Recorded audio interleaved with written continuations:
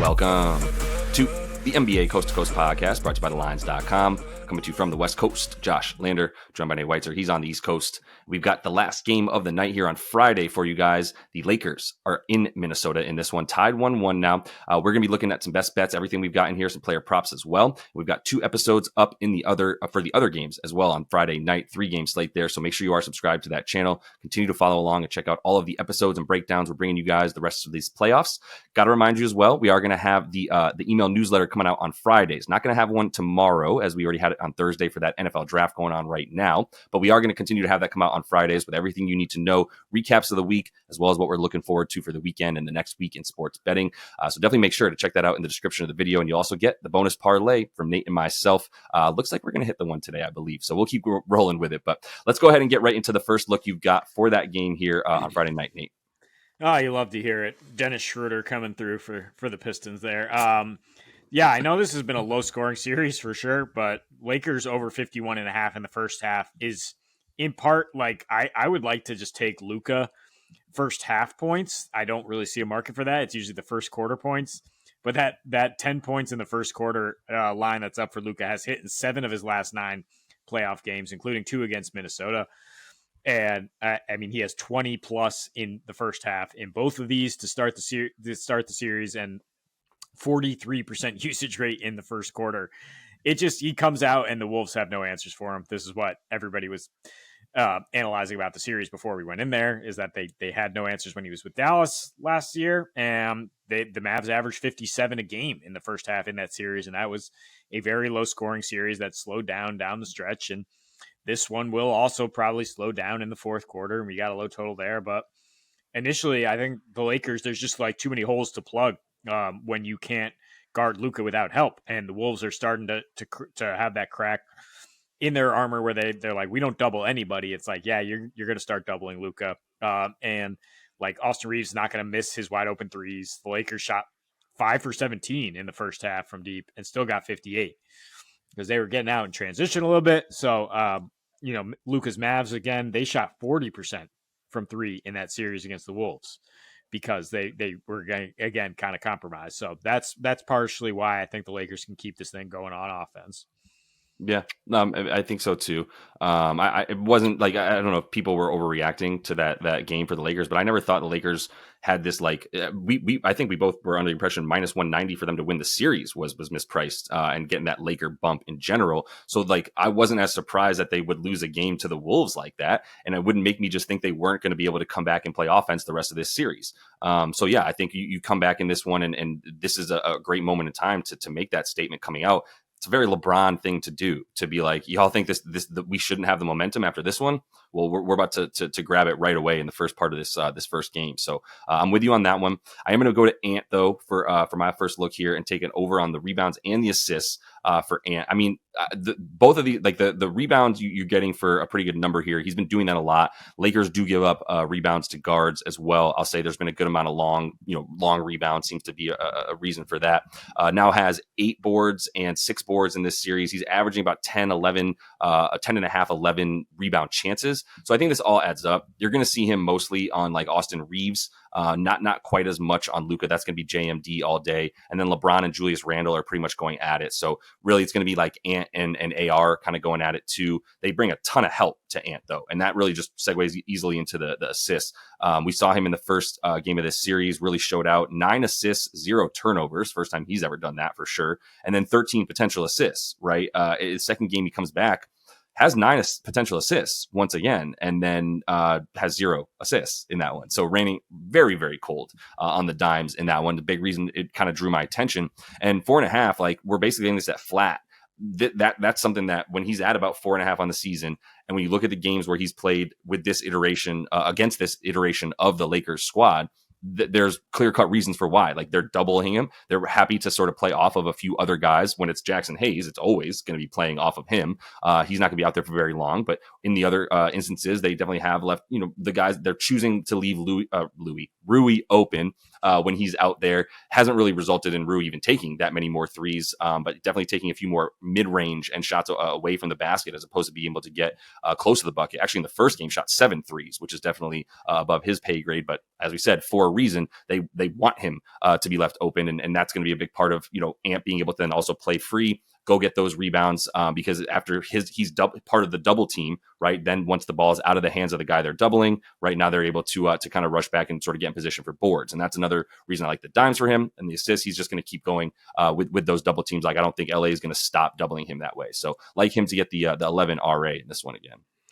Yeah, I was gonna go with Ant too, just like thinking like completely not X's and O's, but just like from a mental standpoint, like he was out to lunch in game 2. He was clearly like the young boy who's just like doesn't understand the importance of trying to get 2 in a row here and step on the neck of this veteran team. And he was just like, we got the split, like we're good. Like he was just like nowhere to be found, like mentally in that game too. So I expect him to bounce back. I mean, he had gone over this in 6 straight playoff games prior to getting no assists in game 2, and averaged 13.5 in the playoffs last year over a larger sample. So line seems a little low.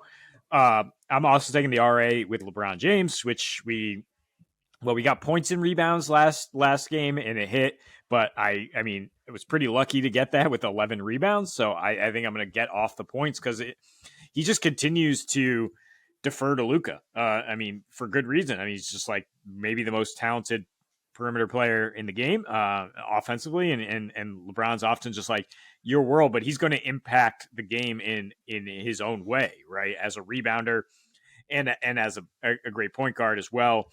And the Lakers' game plan is to let one of these two guys get the board, right? I mean, they're getting every rebound chance. They have a 57% and a 62% rebound chance rate. And then DFS and Rui, who are your bigs, because Jackson Hayes just takes a seat almost immediately, they're just boxing out, and they're not looking to control the rebound necessarily. And so they're trying to get the pace going a little bit, get out and run. That's best. That works best if your point center now in LeBron is able to grab it. The pace was actually up to 91 in the first half of game 2, which is high for this series. LeBron in transition was just able to get these high percentage assists, right? Only 8 potentials for 7 assists, but that's because he's just passing off the layups. And the Lakers had a 70% assist rate in that first half. Wolves are going to continue to tilt their D more to Luka. So I do think LeBron might be forced to score a little bit more, but he's also going to play make when the ball swings his way and the floor is tilted. He'll find guys. Yeah, I can definitely see that. I like the RA for him more than anything in this one as well. There was talk, like there was a little statement from Reddick that he's like, we need to get LeBron off ball more. Didn't really lead to them like hunting him for more shots. It's still just like it's Luka's world a bit on offense. And when they force the ball out of Luka's hands, then yeah, LeBron's usually facing an imbalanced offense, which only makes things easier. But also that battle with Randall, man, like you don't have a choice. You better be boxing out that giant dude. Randall is strong as hell. One of the like 5 guys in the league that you're like, well, he'd probably bang with LeBron for short of being a 7-footer, right? Like obviously like Steven Adams and Zach Edey, but then it's like Randall, maybe Aaron Gordon, LeBron. I'm taking nobody else in those situations. So I love this like battle of just beast mode between he and Randall. And that's definitely led to him being in position for rebounds. Like Randall owns that one side of the court that he's on, and he's in position where the guy guarding him is going to be in a great spot to get any type of rebound coming from the other side and even other areas of the floor. But let me go to DFS, close it out with a pick of over for Dorian Finney-Smith, 10.5 points of rebounds combined here. And I do like the fact that you get a little bit of a bump here if you add. So it's like his points are at about 6.5. His boards are, I believe, 4.5, 5.5. So you're getting a little bit of a better look here for adding the PR together. And when you do that, look at his stuff, like it's Jackson Hayes out there for 8-9 minutes, and then DFS is out there for basically it. Like at that point, he's the guy on Ant. He's the Ant defender, so he's going to continue getting those minutes. He played 33 in game 1, 38 in game 2. Probably would have gotten up to 38 in game 1 as well. But when we saw Hayes played like a few more minutes in that one, and then obviously that one was out of reach for DFS. So they rested him, knowing they were just going to come out and throw him on Ant immediately in game 2, which is what they did. And they'll continue to do that. Hayes plays 4 minutes in the first quarter, 4 minutes in the third quarter, and that's it. Not gonna see any more than that, which makes that makes him DFS essentially the 5. We're gonna see Rui on Rudy. But DFS on defense is definitely like out there on offense is that guy who's screening and then either rolling or popping, as we know. And that's going to be the continued way that he gets involved in the offense. We know he loves to play that pick and roll. I should say Luka loves that pick and roll with DFS as much as he's loved it seemingly with anybody since when he was in Dallas and then now as well in LA. So going to keep looking at him to keep doing that with Rui. He's got a good history of getting 11 PR. With last year during whenever the last playoffs that he was with Rui as well. I believe he was on the Nets by that point last year. But yeah, for now that we have him 2 years ago with the playoffs run that he had with Luka, I think we're back into the same type of stuff here from him in this one. Yeah, and I remember DFS guarding Rudy Gobert in a series for a long time, and then just being like him and Nick Batum being like, yeah, you got a problem when your center's getting guarded by this dude who then can hit corner threes, and then you're having to rotate out.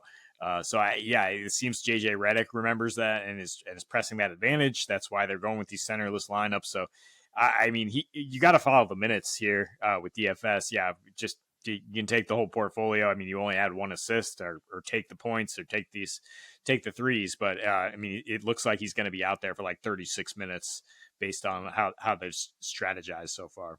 Yep. 100%. So that's all the time we have for you, though, in this one. Definitely make sure you are subscribed to that channel. Don't miss the other couple episodes we have for the other 2 games there on Friday night. Until we see you next, happy betting.